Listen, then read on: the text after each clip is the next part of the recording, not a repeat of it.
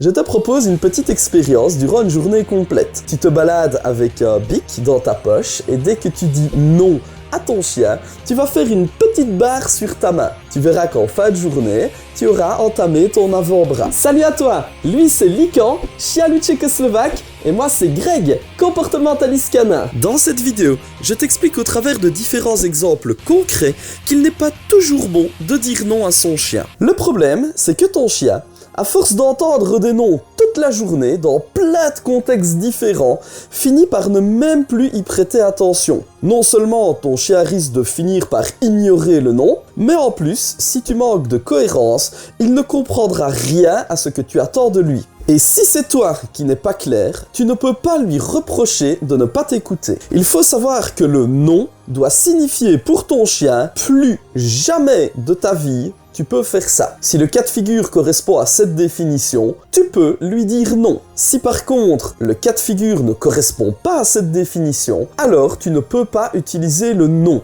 Tu vas le remplacer par un autre mot ou une autre action. Ce sera plus clair avec un exemple. Ton chien vole de la nourriture à table. Ici, il s'agit d'un comportement que je ne tolère pas. Et peu importe la situation, à aucun moment, il ne pourra voler ce qui se trouve sur la table. Ce comportement correspond bien à la définition de « plus jamais de sa vie, mon chien ne peut faire ça ». Comme c'est un interdit définitif, je dois lui dire « non ».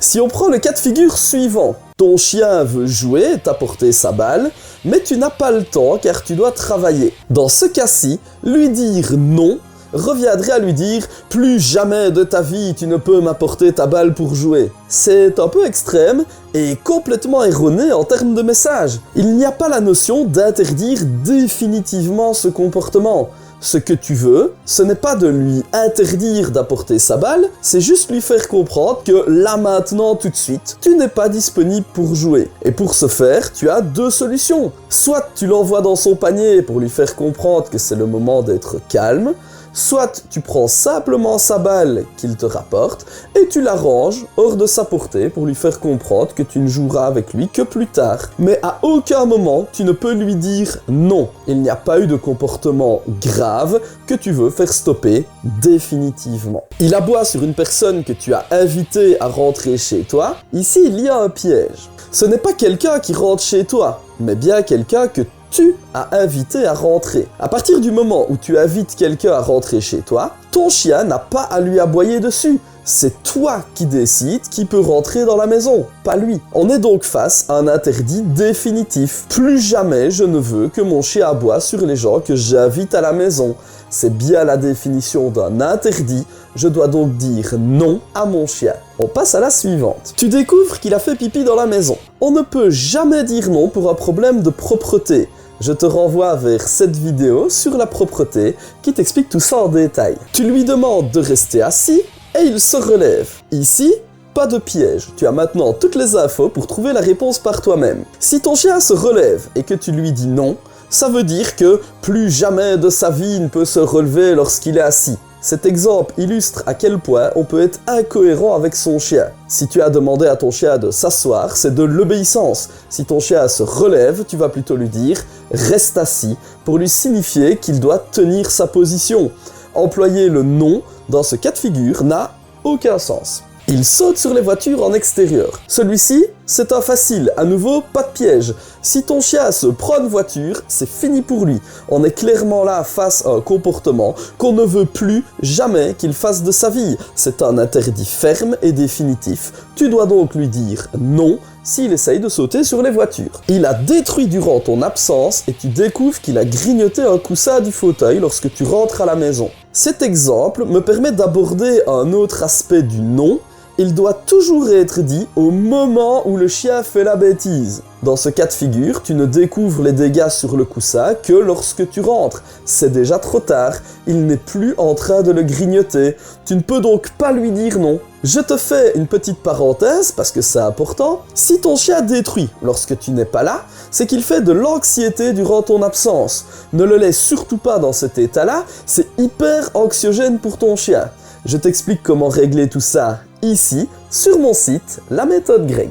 Il réagit très fort en aboyant sur les autres chiens en rue. À nouveau, ce n'est pas un comportement sympa vis-à-vis des autres chiens. On est ici face à un comportement qu'on aimerait bien que le chien ne fasse plus jamais de sa vie. C'est bien la définition d'un interdit. On devra donc lui dire non, et au-delà de ça, se poser la question de pourquoi il réagit comme ça. Est-ce que c'est un aboiement d'excitation? Est-ce qu'il est agressif ou réactif envers les autres chiens? Et bien sûr, faire le travail pour arranger les choses. S'il ne s'entend pas avec ses congénères, il faudra le resociabiliser. Il tire en laisse durant sa balade. Je t'ai gardé le point le plus compliqué pour la fin. Si ton chien tire en laisse, on aurait tendance à se dire que c'est un interdit définitif. Parce que ça correspond à la définition de « plus jamais de sa vie, je n'ai envie que mon chien tire en laisse ». Donc, a priori, on pourrait lui dire non. Eh bien, non. C'est l'exception qui confirme la règle. Il y a une petite subtilité qu'il faut connaître. Lorsque ton chien tire, il n'a pas conscience de tirer. Du moins, ce n'est pas son objectif de base.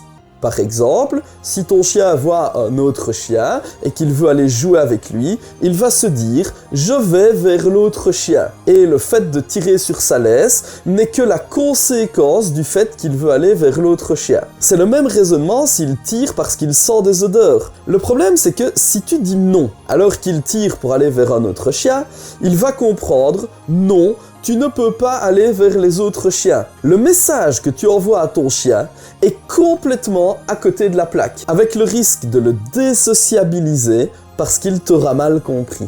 Si ton chien tire en laisse, il existe à nouveau d'autres méthodes pour régler ce problème. Je t'explique tout ça sur mon site, la méthode grecque. Je suis curieux de savoir combien tu en as trouvé. Dis-le-moi dans les commentaires. J'espère que tu y vois un peu plus clair sur la manière d'utiliser le non avec ton chien. C'est important d'être cohérent en éducation canine.